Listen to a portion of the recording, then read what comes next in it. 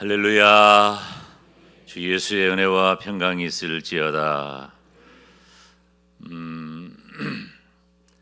성경의 인물을 설교할 때 또 그 인물은 우리들에게 너무 익숙한 존재들이기 때문에 우리들이 그 이야기는 다 잘 알아요. 그 인물의 특징이라든가 생애라든가 그리고 그 인물이 주는 교훈마저도 우리들에게 다 익숙하죠.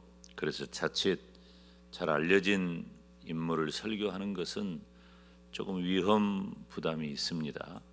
여러분들이 너무 편하게 생각하고 쉽게 생각하는 그런 마음들이 있을 수 있기 때문이죠.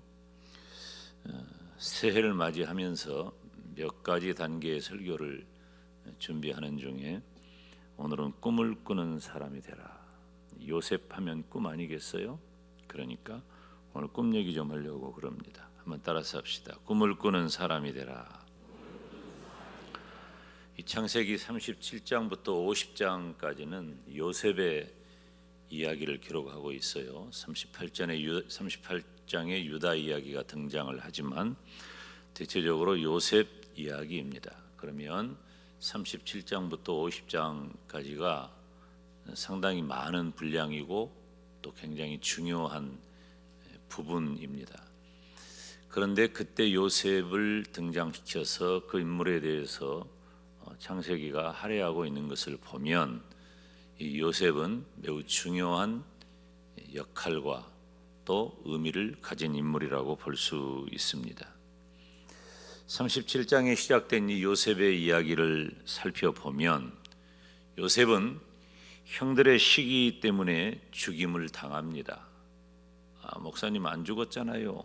그렇게 얘기하는 분들이 있겠죠. 안 죽었으니까.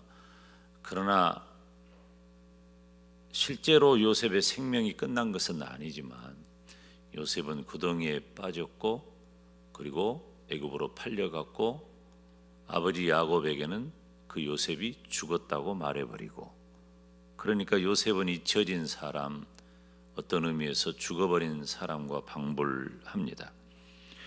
요셉은 애굽으로 팔려가고 39장에 보면 그 요셉은 또 노예 생활을 하다가 감옥에도 들어가게 됩니다.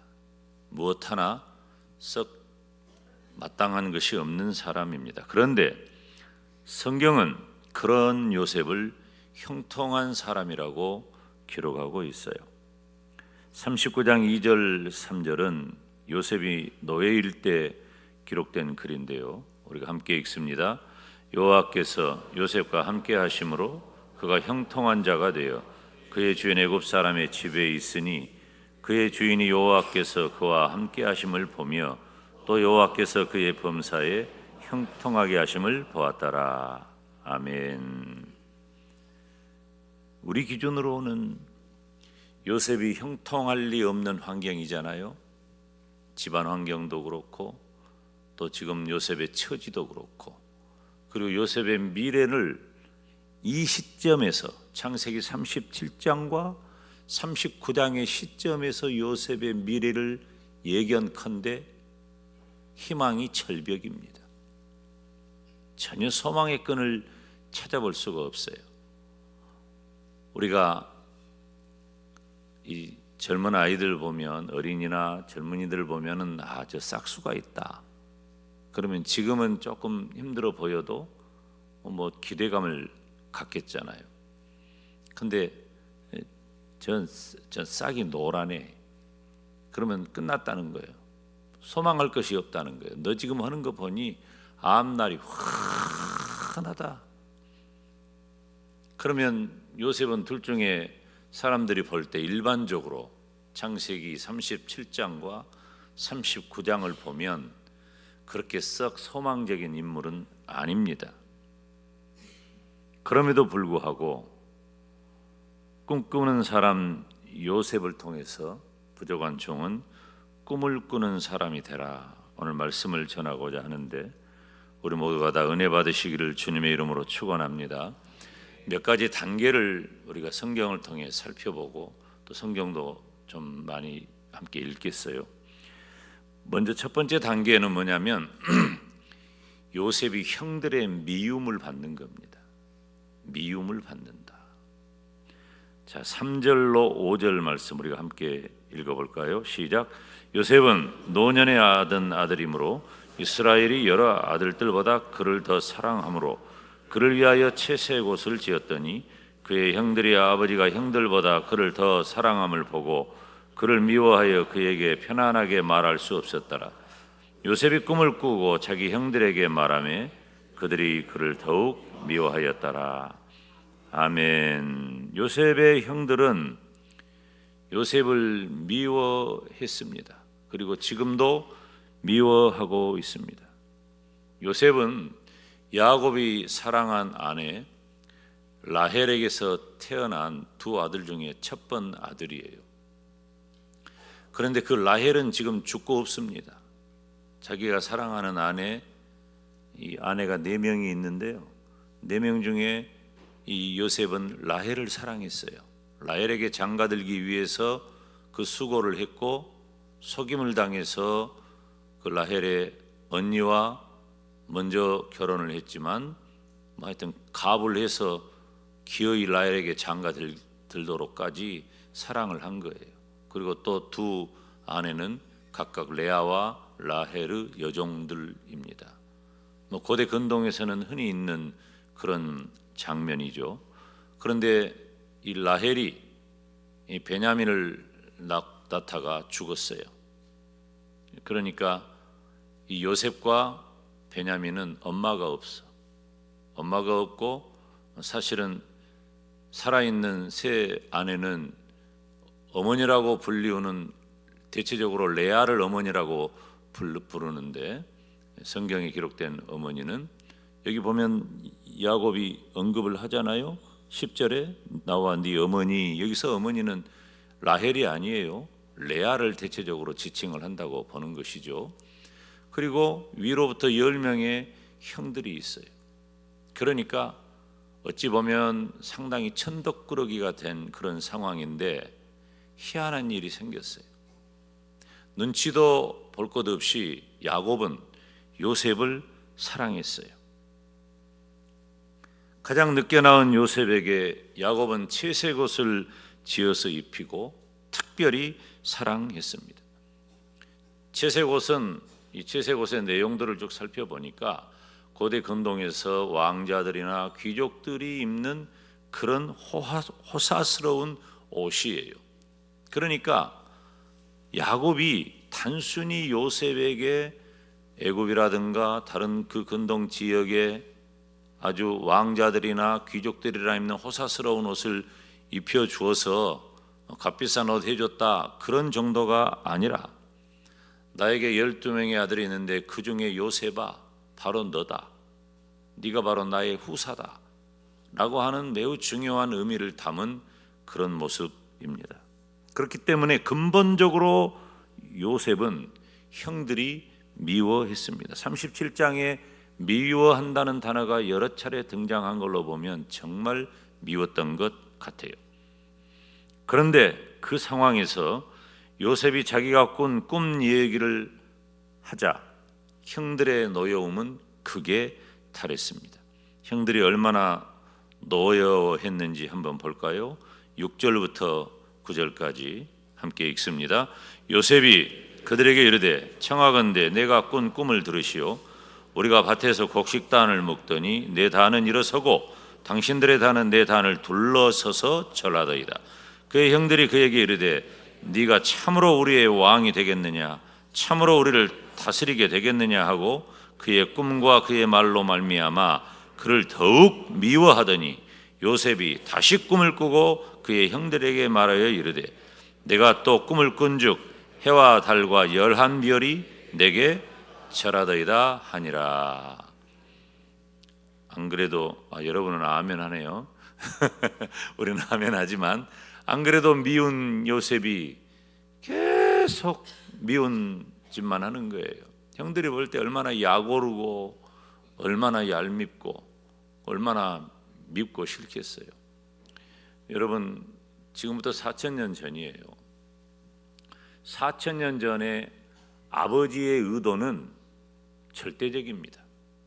아버지의 의도를 거스린다는 것은 상상할 수도 없어요. 특별히 아버지가 장자를 대하는 태도는 아버지와 장자는 방불한 후계 구도를 갖는 의미가 있어요. 그래서 그 집안에 장자 후계 구도를 갖는 것이 일반적이에요. 그런데 제가 성경을 보면서 참 기가 막힌 게 뭐냐면 아브라함, 이삭, 야곱, 요셉 이 가문을 보잖아요. 아브라함의 큰 아들이 누구예요? 이스마엘이잖아. 바꿔버린 거예요. 이삭하고. 이삭의 큰 아들이 누구예요? 어렵습니까? 에서입니다. 이삭의 큰 아들이. 그런데 야곱하고 바꿔버리잖아요. 야곱의 큰 아들이 누구예요? 르벤이잖아요. 바꿔버리는 거예요. 그리고 그보다 또 희한한 것은 요셉의 큰 아들이 누구예요? 므낫세예요. 바꿔버리잖아요. 에브라임을.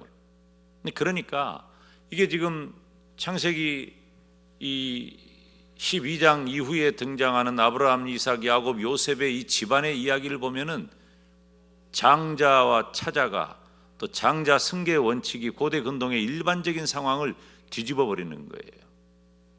그러니까 하나님께서 이루어 가시는 그런 일련의 과정들을 보면 사람의 일반적인 생각과 고정관념과는 전혀 다름을 알 수 있는 거죠. 우리는 그런 장면에서 나중에 발견하고 나니까 깜짝깜짝 놀라게 되는 것이죠. 어찌되었든지 지금 이 요셉은 그렇지 않아도 미운데 더 미움을 받게 되는 것입니다. 우리는 영적으로 봐야 돼요.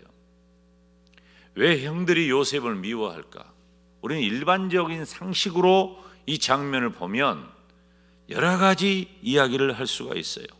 사람들은 야곱이 편애했다. 그리고 또 요셉이 얼마나 철이 없고 오만하냐. 이런저런 얘기를 할 수가 있어요. 그래서 에서와 야곱의 갈등도 사람들은 이삭의 편애와 가정의 문제 이런 심리적인 또 가정학적인 그런 얘기를 거론하고 요셉이 형들의 미움을 받는 이런 장면도 야곱의 지나친 편애 이런 것들이 다 등장한단 말이에요. 그런데 길고 긴 하나님의 구원의 역사에서 야곱과 요셉은 미움의 길을 견뎌야 했어요.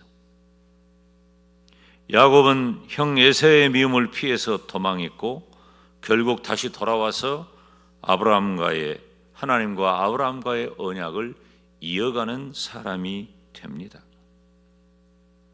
여러분, 꿈을 꾸는 사람은 세상이 미워합니다. 여기서 꿈을 꾼다는 것은 단순히 한 개인이 무언가를 의도하고 목표하는 소망 정도가 아니에요. 여기서 꿈을 꾼다는 것은 하나님과의 관계에서 설명될 수 있는 비전을 말하는 거예요. 요셉은 그저 잠자리에서 꾼 꿈을 가지고 형들을 약 올리려고 한 말이 아니고 형들은 그 말이 노여워서 더 미워하는 그 상황을 우리가 충분히 인간적으로는 이해할 수 있다 이렇게 넘어갈 수 있겠지만 우리는 영적으로 보는 거죠. 그런 상황이 연출되고 진행되는 것도 꿈을 꾸는 사람은 세상이 미워하게 되어 있는 것입니다. 신약의 시대에도 예수님의 제자들 그리고 예수님을 따르는 모든 성도들은 다 세상에 미움을 받았습니다. 예수님의 재림을 기다리면서 복음을 전했던 사도들 그리고 그 사도들의 가르침을 따라 성령의 충만함을 받고 믿음으로 충만했던 초대교회 성도들 다 세상이 미워했습니다. 나쁜 짓으로 미움을 받는 것은 죄입니다. 그렇지만 성도된 우리가 의로운 자리에서 미움을 받는다면 우리는 그 고독을 감당해야 합니다. 우리가 하나님 앞에서 믿음을 지키고 믿음을 따라 산다면 우리는 세상의 미움을 감당하고 견뎌야 합니다. 주기철 목사님이 그랬고 손양원 목사님이 그랬고, 원창건 목사님이 그랬고, 김방호 목사님이 그랬고, 한국교회와 세계교회가 만약에 그런 의로운 자리에서 받는 믿음의 사람이 없었다면 기독교 2000년의 역사는 진작 붕괴되고 말았을 것입니다. 사실 지금은 뭐 어느 정도 예수님을 믿든지 안 믿든지 그런 개인적인 자유가 어느 정도는 허용이 되죠. 그런데 제가 청년 시절 이렇게 그때만 해도 취직을 하거나 뭘 하고 할 때 예수님을 믿는 청년들이 이 직장 생활을 하기가 쉽지 않았어요. 이 술 문화, 담배 문화, 세상 문화에 접근하지 않기 위해서 얼마나 발버둥을 치고, 사실 지금은 이 자유로운 시대가 돼가지고 우리가 술 문제, 담배 문제, 뭐 이런저런 문제들에 대해서 우리들이 가볍게 여기는데, 여러분 교회는 그러면은 안 돼요. 교회는 술 먹으면 우리는 타락한 줄 알았어요. 우리 젊었을 때, 청년 때 우리 선배들도 다 그랬죠. 그 직장에서 회식을 하고 뭐 그러면은 직장의 회식은 단순히 밥 먹고 끝나는 일이 아니라 단합하고 그들의 일체감을 가지고 또 사기를 북돋고, 또 그들이 그 다음에 또 함께 어떤 프로젝트나 같은 부서에서 일을 해 나갈 때 굉장히 중요한 절차 가운데 하나예요. 우리 한국 문화가 자리 잡은 거죠. 우리 한국 문화만 회식이 있는 게 아니라 외국에도 서양에도 회식이 있죠. 조금 방법은 다르지만. 그러니까 술을 안 먹으면은 이 술을 옷에다 막 부었다고 그러고, 저는 뭐 그런 자리에는 가볼 기회가 없어서 말로만 들었는데, 이 담배를 못 피우면은 담배를 못 피운 것 가지고 사람이 바보 취급을 당하고, 요건 나도 경험을 해봤어요. 담배를 안 피우니까.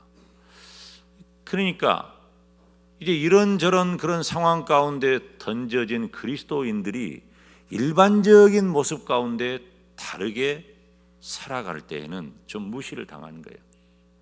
좀 바보 취급을 당해요.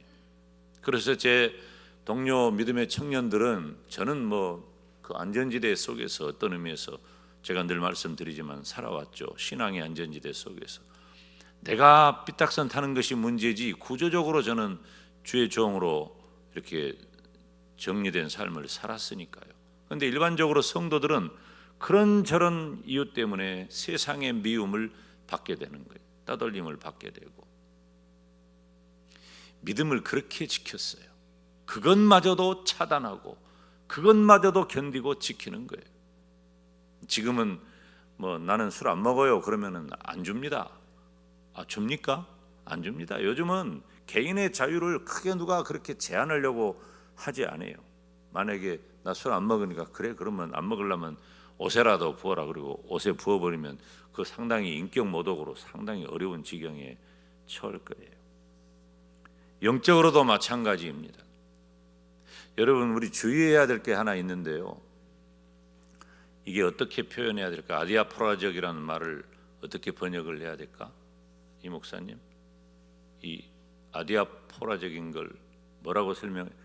그러니까 이 어떤 사건이나 사안에 대해서 이렇게 할 수도 있고 저렇게 할 수도 있는데 견해가 달라. 그런데 어떤 사람은 이것을 강조하고 어떤 사람은 다른 것을 강조해.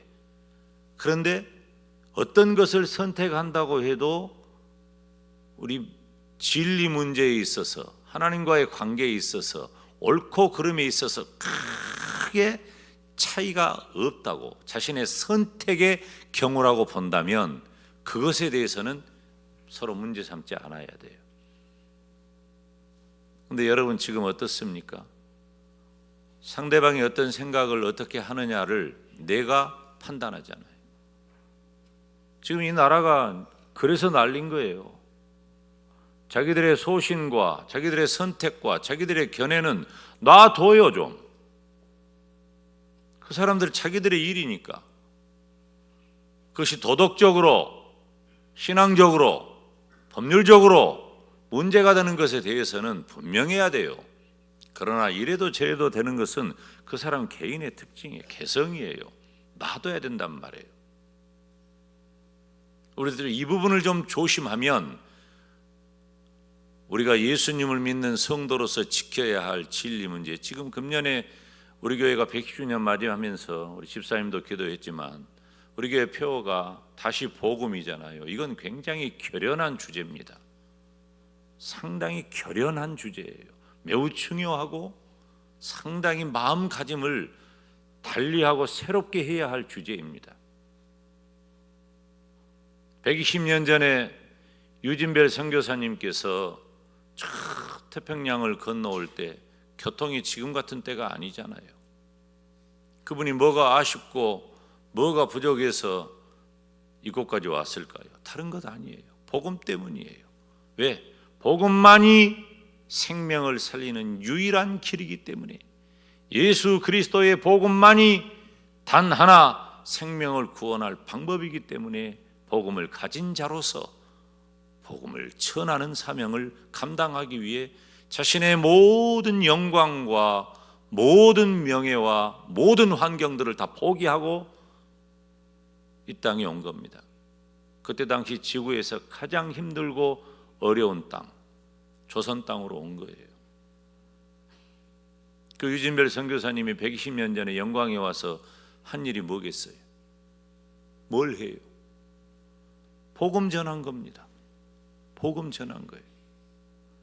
한국교회는 그 전승을 따라서 다른 예수 그리스도의 복음이 뿌려졌고, 그 복음은 시간이 지나면서 기독교 2000년 역사에 괄목할 부흥과 성장을 거두는 한국교회를 만들어냈습니다.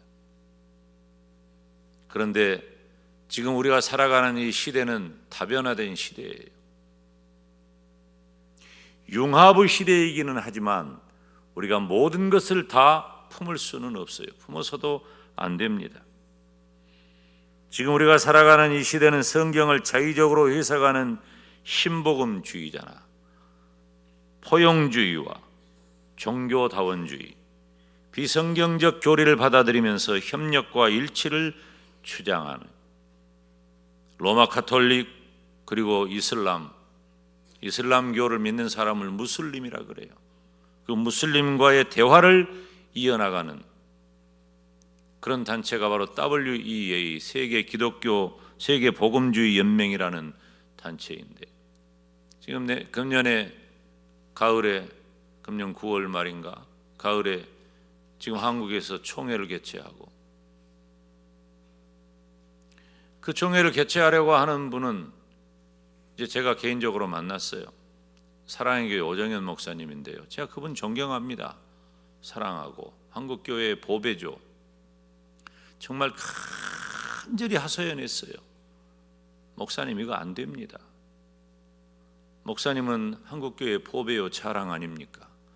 사랑의 교회는 뭐가 부족합니까? 세계적인 교회 아닙니까?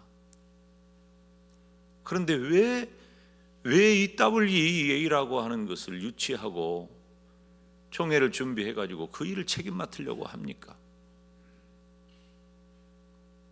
정말 간절히 한 2시간 정도 대화를 나눴을 거예요. 절대로 안 된다 그랬어요. 제가 절대로 포기하지 않겠다고 했어요. 몇몇 분들이 우리 겨자식교회 나학수 목사님이나 그리고 우리 광신대학교나 중심이 돼가지고 시작은 한 일이지만 지금 이것이 이 전국적으로 지금 상당히 영향을 주고 있고, 우리 교단 증경총회장단들도 이 부분에 대해서 반대 성명을 곧 결의하고 발표할 예정이에요. 그런데 자칫 지금 이렇게 고독하게 이 일을 진행하니까 상당히 마음을 힘들게 하는 이야기들을 많이 들어요. 그분들은 세계 대회를 유치하는 거니까 정부에서 35억 받고 또 그 교회가 수백억 돈이 있잖아요. 순복음교회, 여러 교회들, 그리고 무교회주의를 지향하는 몇몇의 유력한 교회들, 또 대형 교회들입니다. 다. 그러니까 그런 데는 수십억, 돈이 문제가 아니죠. 우리는 반대 성명 신문에 한번 내려고 하더라도 그 광고비 하나가 구하기 어려워가지고 낼 때마다 고민하고 깎아달라고 그러고 내가 참 물건값 안 깎기로 유명한데 그거 깎아달라 하니까 체면도 상하고. 그런데 이런 진리 운동을 하는 것은 이 시대에 마치 스스로 고립되고 스스로 다른 사람들에게 미움을 받는 일이 고독하고 힘든 일입니다. 사랑하는 여러분, 꿈 때문에 형들의 미움을 받는 요셉을 보면서 하나님을 쏙 빼버린다면 어쩌면 요셉은 미움받는 게 당연해 보이지만 꿈을 꾸는 사람은 미움을 받는다. 여기서 말하는 꿈은 무엇입니까? 하나님의 구원의 경륜과 하나님의 뜻을 따라 살아가는 믿음을 지키고 진리를 지키려고 하면 우리는 미움받을 각오를 해야 한다는 것입니다. 두 번째 단계는 요셉의 꿈 얘기입니다. 요셉은 당시 17살 소년이에요. 형들과도 나이 차이가 상당해요. 그런데 요셉이 꿈을 꿨는데 곡식단과 하늘의 별을 관계된 꿈을 꿉니다. 그 꿈 얘기를 또 그대로 형들에게 요셉이 전합니다. 그래서 어떻게 되었습니까? 8절에 보니까 그의 형들이 그에게 이르되 네가 참으로 우리의 왕이 되겠느냐, 참으로 우리를 다스리게 되겠느냐 하고 그의 꿈과 그의 말로 말미암아 따라서 합시다. 그를 더욱 미워하더니, 안 그래도 미워 죽겠는데 더 미운 거예요. 꿈은 그런 거예요. 자, 18절로 20절 사이를 우리 같이 읽어볼까요? 시작. 요셉이 그들에게 가까이 오기 전에 그들이 요셉을 멀리서 보고 죽이기를 꾀하여 서로 이르되 꿈꾸는 자가 오는도다. 자, 그를 죽여 한 구덩이에 던지고 우리가 말하기를 악한 짐승이 그를 잡아 먹었다 하자. 그의 꿈이 어떻게 되는지를 우리가 볼 것이니라 하는지라. 아멘. 형들은 그 요셉의 꿈을 파괴해 버리기로 작정합니다. 죽여서 없애고 그러면 네가 꾼 꿈이 어떻게 되는가 보자. 이게 상식적으로 신앙적으로 이게 이해가 됩니까? 요셉의 꿈은 사람들의 이해를 받지 못합니다. 하나님의 뜻과 섭리는 사람이 이해할 수 없습니다. 왜냐하면 죄인이기 때문입니다. 그렇지만 시간이 필요해요. 시간이 지났습니다. 22년이 지난 다음에 요셉은 애굽의 총리가 되었고 야곱의 가정은 흉년에 먹을 곡식을 구해야 하는 처지가 되어서 요셉과 팔아버린 형들은 다시 만나게 됩니다. 저는 이 장면이 제가 이제 집회를 하거나 그러면 요셉 설교를 첫 번째 집회할 때는 요셉 설교를 대부분 하는데요. 저는 이 장면이 참 놀라워요. 창세기 45장인데요. 그 창세기 45장에서 요셉이 그 형들을 만나는 장면이에요. 22년 만이에요. 지금 17살의 팔려가 22년 만에 형들을 지금 만나는 겁니다. 그 사이에 요셉에게 일어난 일들은 우리들이 잘 알고 있잖아요. 팔려가 노예가 되었고 억울하게 감옥에 들어갔고 그리고 애굽의 총리가 되어서 풍년이든 7년 동안 곡식을 잘 관리를 했고 그리고 2년 동안 흉년이 드니까 곡식을 잘 관리한 애굽 땅은 풍요로웠고 그 이외에는 다 죽게 됐어요. 그러니까 그런 상황에서 만나게 된 겁니다. 다시 만나게 된 거예요. 그때 요셉의 고백을 보면 참 신기하고 놀랍습니다. 창세기 45장 3절부터 5절입니다. 함께 읽죠. 요셉이 그 형들에게 이르되 나는 요셉이라 내 아버지께서 아직 살아 계시니까 형들이 그 앞에서 놀라서 대답하지 못하더라. 요셉이 형들에게 이르되 내게로 가까이 오소서. 그들이 가까이 가니 이르되 나는 당신들의 아우 요셉이니 당신들의 애굽의 판자라. 당신들이 나를 이곳에 팔았다고 해서 근심하지 마소서. 한탄하지 마소서. 하나님이 생명을 구원하시려고 나를 당신들보다 먼저 보내셨나이다. 아멘. 형들의 마음과 요셉의 마음은 전혀 다릅니다. 형들은 두려워 벌벌 떨고 떨지도 못해요. 아예 이제 끝난 겁니다. 요셉인 것을 확인한 순간 이제 우리는 끝났구나예요. 그런데 요셉은 어떤 이야기를 합니까? 나는 당신들의 아우 요셉입니다. 당신들이 나를 애굽에 팔았잖아요. 그러나 당신들이 나를 이곳에 팔았다고 해서 근심하지 마소서, 한탄하지 마소서. 왜? 따라서 합시다. 하나님이 이게 열쇠인 거예요. 요셉의 마음은 하나님이 있는 거예요. 지금 1년에 미움을 당하고 팔려가고 노예가 되고 감옥에 들어가고 언어와 문화와 환경과 신앙이 다른 그곳에서 22년을 지내야 했던 자신의 삶을 요셉은 뭐라고 말하냐면 하나님이라고 표현해요. 하나님이 생명을 구원하시려고 나를 당신들보다 먼저 보내셨나이다. 일반적으로 이런 표현이 가능할까요? 하나님을 쏙 뺀다면 불가능합니다. 그래서 믿음이 중요한 거예요. 그래서 믿음이 중요한 거예요. 우리 주님께서 원수를 사랑하라고 말씀하시는 것은 이해가 되지 않는 일이죠. 오늘 우리 중에 누가 원수 사랑하며 삽니까? 못 사랑합니다. 저는 원수 맺을 일 크게 없지만 저도 자신은 그렇게 없어요. 대체적으로 해결하고 산다고 하지만 쉽지는 않아요. 요셉의 꿈에는 하나님의 인류 구원의 역사와 아브라함 자손을 통한 언약이 담겨져 있습니다. 사랑하는 여러분, 꿈을 꾸는 사람은 당장은 아니지만 결국은 하나님의 뜻과 섭리가 분명하다면 그 꿈이 이루어질 줄로 믿습니다. 그러면 어떻게 우리가 망상과 꿈을, 개인적인 야망과 꿈을 구별할 수 있을까요? 그것은 첫째 말씀이에요. 오직 우리는 하나님의 뜻을 따라 살아가야 하는데 하나님의 뜻은 말씀을 통해 우리들에게 주어집니다. 디모데후서 3장 16절 17절 함께 읽습니다. 모든 성경은 하나님의 감동으로 된 것으로 교훈과 책망과 바르게 함과 의로 교육하기에 유익하니 이는 하나님의 사람으로 온전하게 하며 모든 선한 일을 행할 능력을 갖추게 하려 함이라. 아멘. 하나님의 사람으로 온전하게 되는 것, 하나님의 말씀입니다.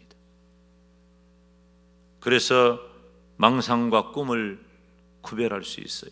개인적인 야망과 꿈의 차이를 분명히 알 수 있는 거예요. 두 번째는 기도예요. 기도는 내 생각과 의지를 관철시키는 것이 아니라 하나님의 뜻을 알아가는 작업입니다. 마태복음 6장 31절로 33절 말씀을 다 같이 읽겠습니다. 그러므로 염려하여 이르기를 무엇을 먹을까, 무엇을 마실까, 무엇을 입을까 하지 말라. 이는 다 이방인들이 구하는 것이라. 너희 하늘 아버지께서 이 모든 것이 너희에게 있어야 할 줄을 아시느니라. 그런즉 너희는 먼저 그의 나라와 그의 의를 구하라. 그리하면 이 모든 것을 너희에게 더하시리라. 아멘. 하나님의 뜻, 먼저 그의 나라와 그의 의를 구하면 이 모든 것을 더하시리라. 세 번째는 생활입니다. 삶으로 믿음이 드러나는 거예요. 우리가 어떻게 이것이 망상이냐 꿈이냐, 내가 가진 것이 이것이 어떻게 개인적인 야망이냐 꿈이냐를 구별하는 것은 첫째 하나님의 말씀이요, 두 번째 기도이고, 세 번째는 삶으로 그 믿음이 드러나는 생활이어야 돼요. 야고보서 2장 17절 18절 말씀 함께 읽습니다. 이와 같이 행함이 없는 믿음은 그 자체가 죽은 것이라. 어떤 사람은 말하기를 너는 믿음이 있고 나는 행함이 있으니 행함이 없는 네 믿음을 내게 보이라. 나는 행함으로 내 믿음을 내게 보이리라. 나는 행함으로 내 믿음을 너에게 보이리라. 야고보서 2장 26절에 영혼 없는 몸이 죽은 것 같이 행함이 없는 믿음은 죽은 것이라고 했습니다. 사랑하는 성도 여러분, 우리가 가지고 있는 꿈이, 우리가 가지고 있는 비전이 개인적인 야망이나 망상이 아니라 그것이 정말 하나님이 내게 주신 꿈과 비전임을 분명히 한다면 하나님께서는 그 꿈 이루어 주실 줄로 믿습니다. 세 번째 장면은, 첫 번째 장면은 형들이 미워하는 것이고, 두 번째 장면은 요셉의 꾼 꿈의 내용이에요. 세 번째 장면은 그 상황을 지켜보는 야곱의 태도입니다. 요셉이 꾼 꿈 얘기를 두 번째 하니까 야곱의 태도가 어땠습니까? 요셉을 책망했습니다.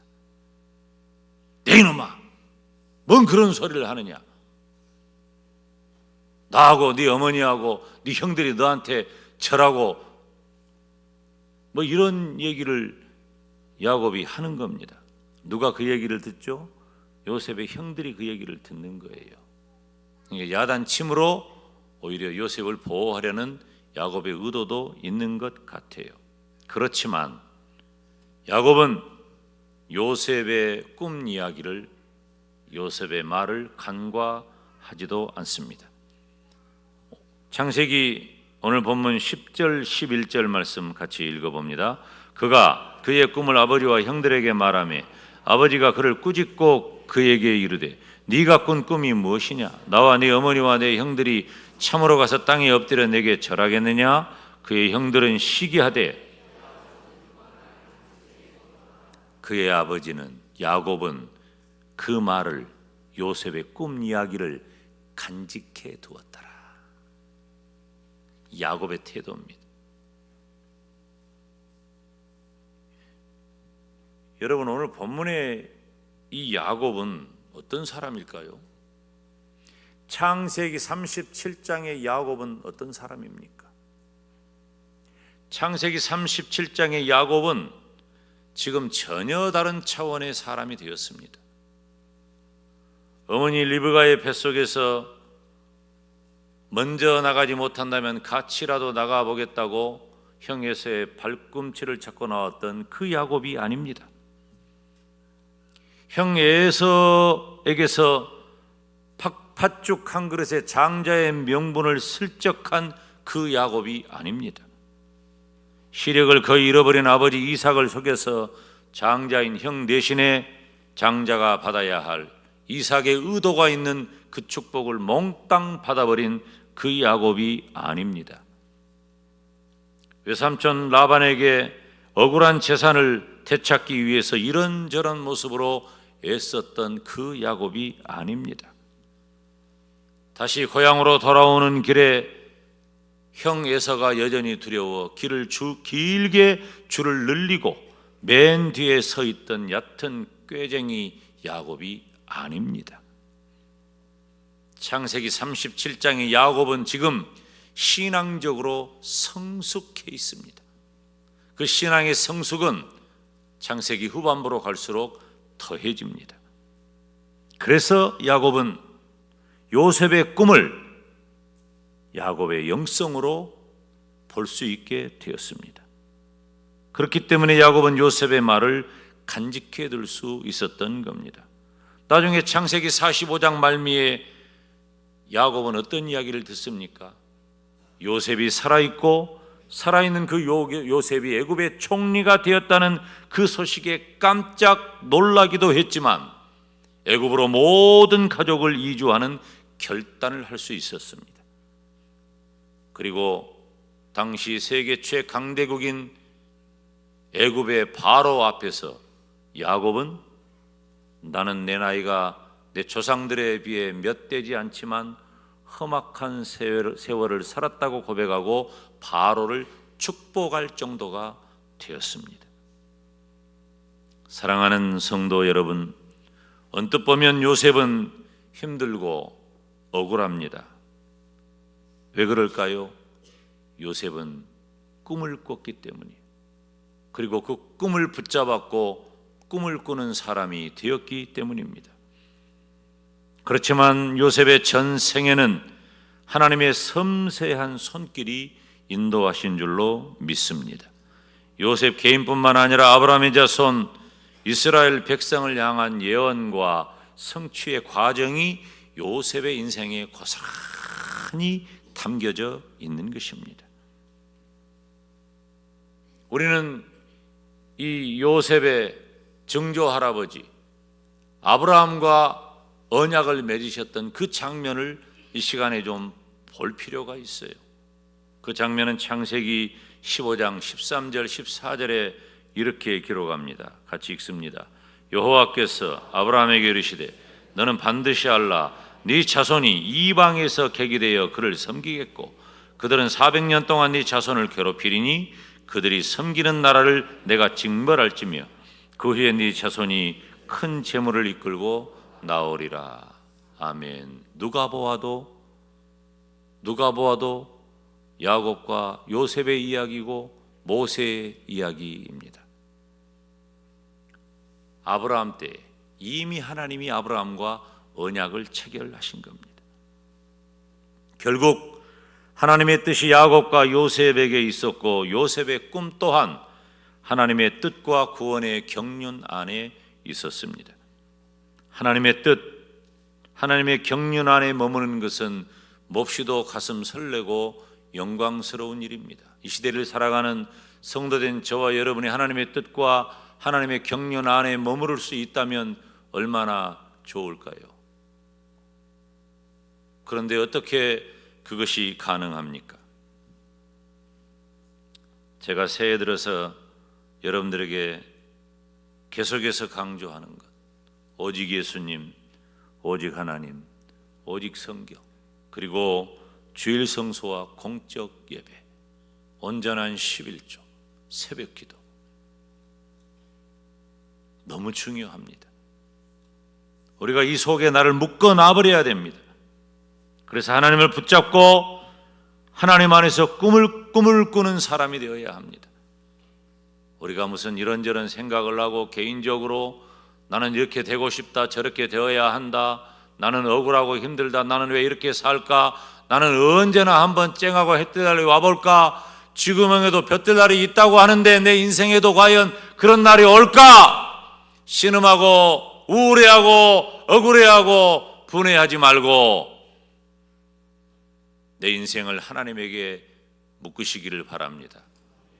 요셉의 인생은 누가 보아도 억울하고 힘들고 분하고 고통스럽고 회복될 길이 전혀 없어 보였지만 길게 보면 하나님께서 요셉의 생애에 세밀하게 간섭하셨고 마침내 하나님께서는 꿈을 꾸는 사람 요셉을 통하여 하나님의 엄청난 구원의 역사를 이루어 가십니다. 지금 이 시대에 모두가 다 아니오라고 말하고 모두가 다 틀렸다고 말하고 모두가 다 힘겨워하는 이 시대이지만 우리는 하나님에게 묶여 있으면서 요셉처럼 꿈을 꾸는 사람, 그리고 그 꿈이 마침내 이루어지는 복된 성도가 되기를 주님의 이름으로 축원합니다. 기도하겠습니다. 하나님 아버지, 하나님의 은혜와 크신 사랑을 감사합니다. 우리가 믿음 때문에 미움을 당하더라도, 우리가 가지고 있는 꿈과 비전 때문에 힘들고 어려운 시간을 지내더라도 하나님 소원합니다. 하나님의 사람으로서 하나님께 묶여있는 거룩하고 복된 꿈을 꾸게 하시고 그 꿈 이루시는 하나님을 붙잡고 마침내 그 꿈의 결과가 우리의 생애 중에 이루어지게 하여 주시옵소서. 새해를 시작했습니다. 금년 한 해 동안 마음에 품고 계획하고 있는 여러 가지 꿈들이 나 자신의 야망과 망상이 아니라 하나님의 뜻과 계획 안에 포함되게 하시고 그 꿈 이루어지게 하여 주옵소서. 예수님의 이름으로 기도하옵나이다. 아멘.